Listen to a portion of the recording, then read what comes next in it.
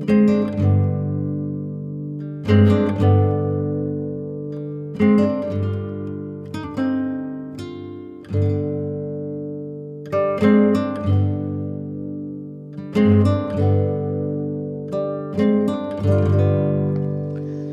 Woman of Cordoba, a legend from Mexico.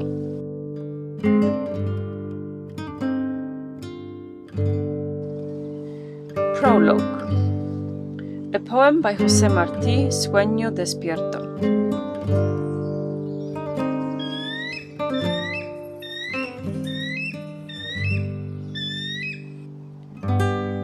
Yo sueño con los ojos abiertos y de día y noche siempre sueño.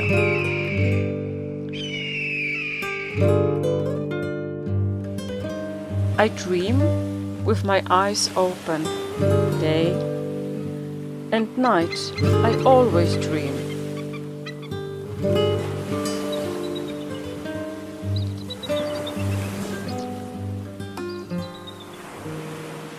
On top of the foaming waves of the wide turbulent sea.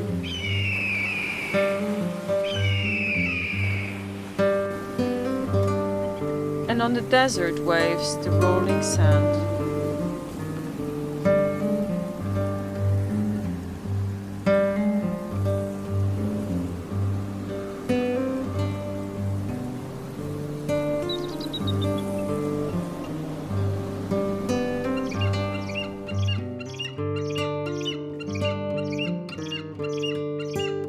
And riding on the mighty lion, the monarch of my heart. I always hear a child calling me.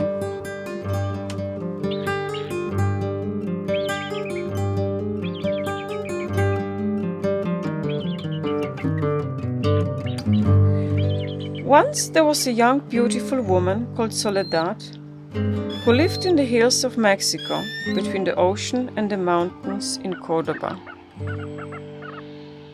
No one knew where she came from and who was her mother and her father. Every day she took her basket and went to the woods to collect herbs and other plants. All the people she met on her way she greeted kindly. And when she passed by the cathedral of Cordoba, she liked to stop for a while before she left the town for the forest.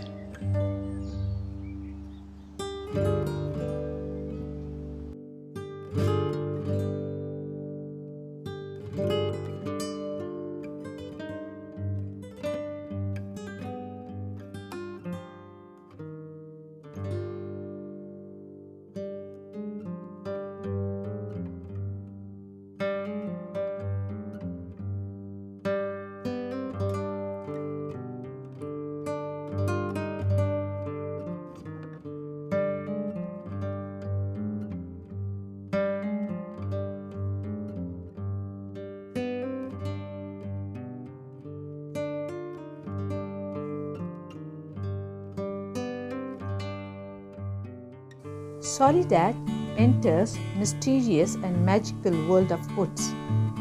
Woods with tall green trees, bushes and burrows.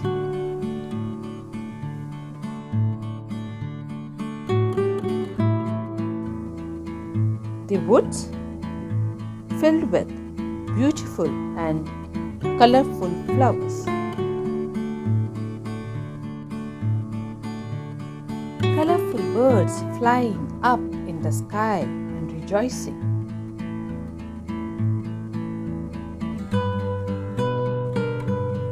Peacock opens its feather and butterflies fluttering up their wings to welcome Soledad. Soledad walks in the woods and collects herbs. She then plucks herbs for making herbal drink. Soledad sets off to prepare the herbal drink. She pounds to extract the essence in mortar and pestle. mixes them well. Once the mixture is of right consistency, she boils it up over the fire and cooks well. Once the herbal drink is ready, Soledad treats sick and poor with herbal drink.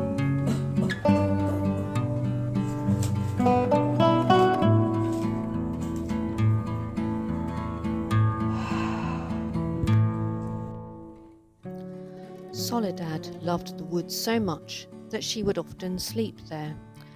She was not afraid at all.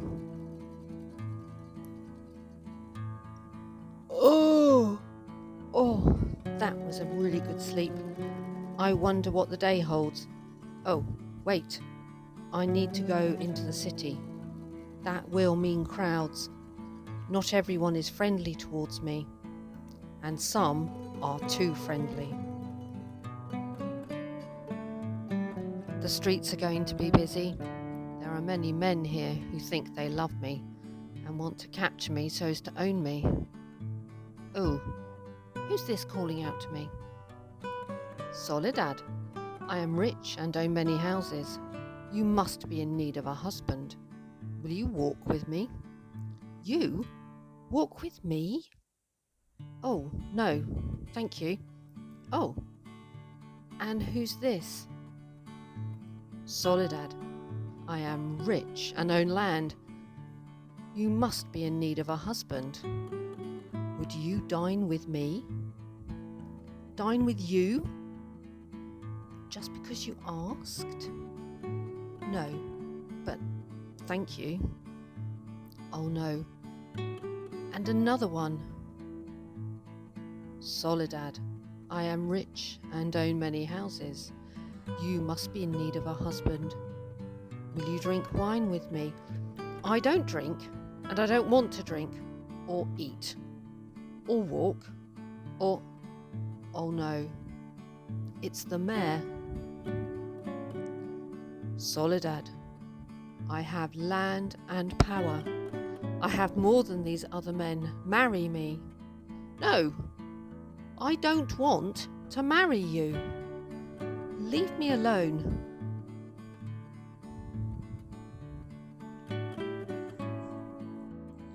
The mayor brought Soledad flowers. How can I tempt you? Said the mayor. Not with flowers, all with compliments, said Soledad. But you are beautiful, said the mayor. You could have many things if you came and lived with me, Soledad. You of all women could even have my heart. Soledad tried to hide from the mayor in the city, but the mayor kept calling and hunted for her. Eventually, Soledad realized that she would have to come out to talk to him.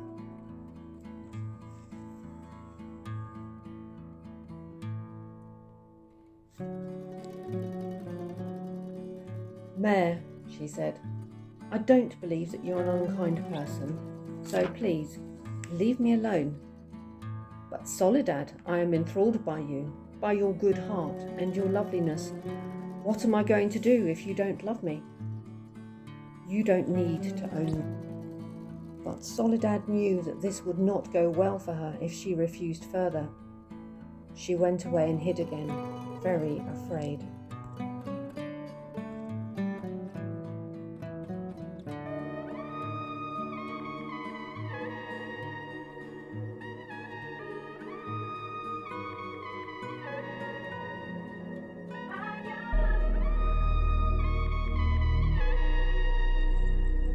The mayor screamed, "She is a witch! She must be put on trial!"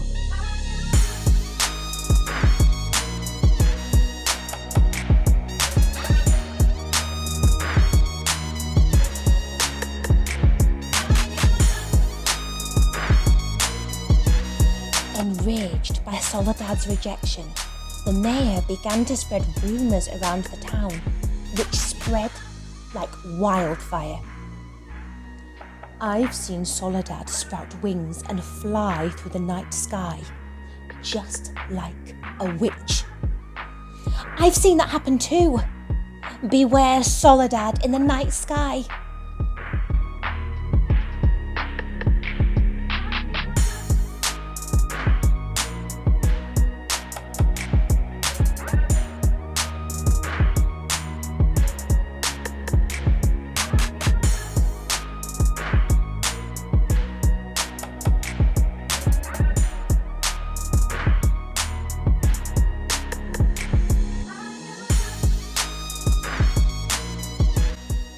I've heard she's been bewitched by the devil. She has! She has! She dances with him every night.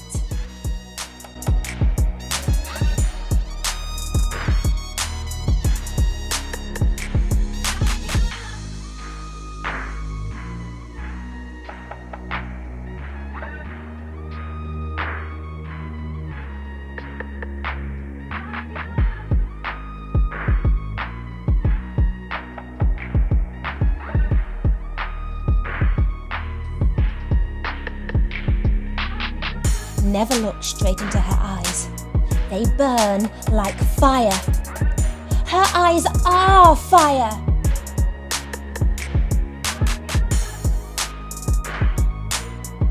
Still shrouded in jealousy, the mayor lured Soledad to the home of someone he claimed needed her help.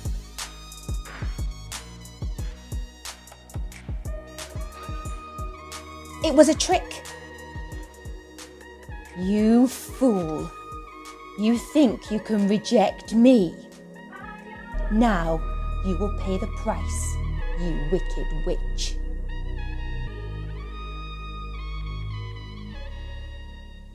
The old book was very tatty and stuck together with sticky tape, but inside it held a magic world. Soledad was in jail. She didn't know what she was going to do. And she began to cry.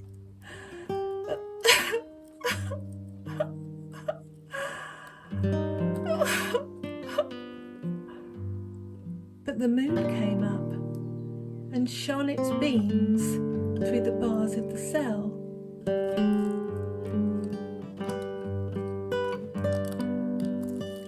Soledad knew the moon, and the moon made her stop crying. And she had hope. But also by the light of the moon, the jailer came. The jailer came and looked through the bars. And Soledad was scared. And the jailer climbed up the staircase.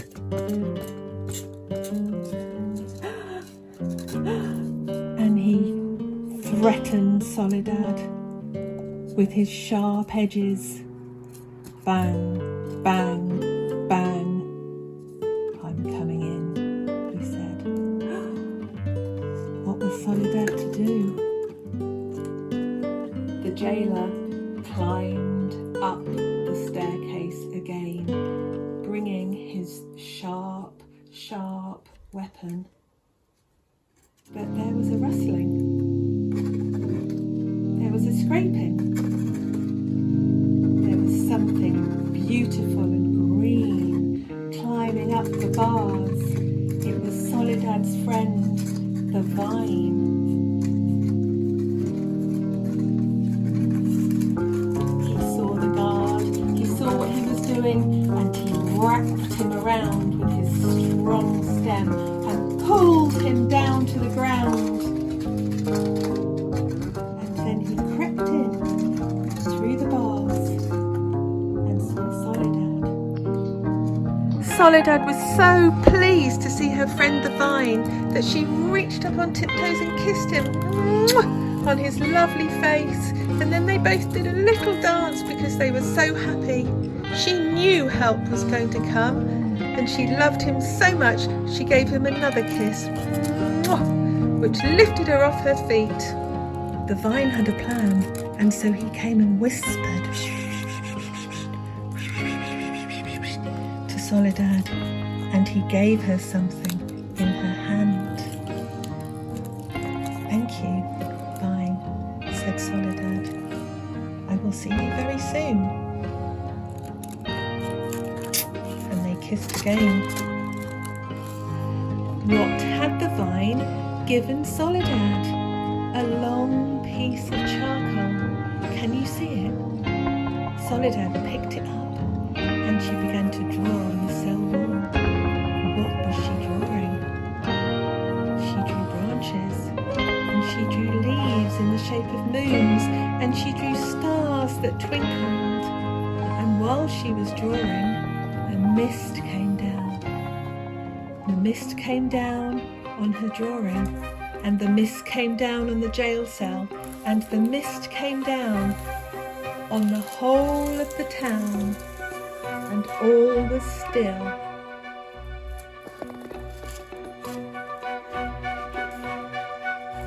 As the mist ascended, a tree appeared, a beautiful tree with stars in its branches, twinkling in the silver light, and moons, beautiful green moons, and a beating heart right in the middle. Soledad saw it and was amazed. "How wonderful," she said. "It really must be magic. It must be magic. Wow. It really is magic," said Soledad. And as she turned to look at the tree once more, the leaves began to drop. Gently, gently, leaves and stars all around her. "What's happening?" said Soledad, and she reached out her hand. Soledad reached out her hand, and the leaves came down, gently, gently drifting on the breeze, gently, gently twinkling their little stars, gently, gently landing, and the biggest one of all landed in Soledad's outstretched hand. As she held it, it felt as if it had a life of its own, and she gently placed it on the edge of the book.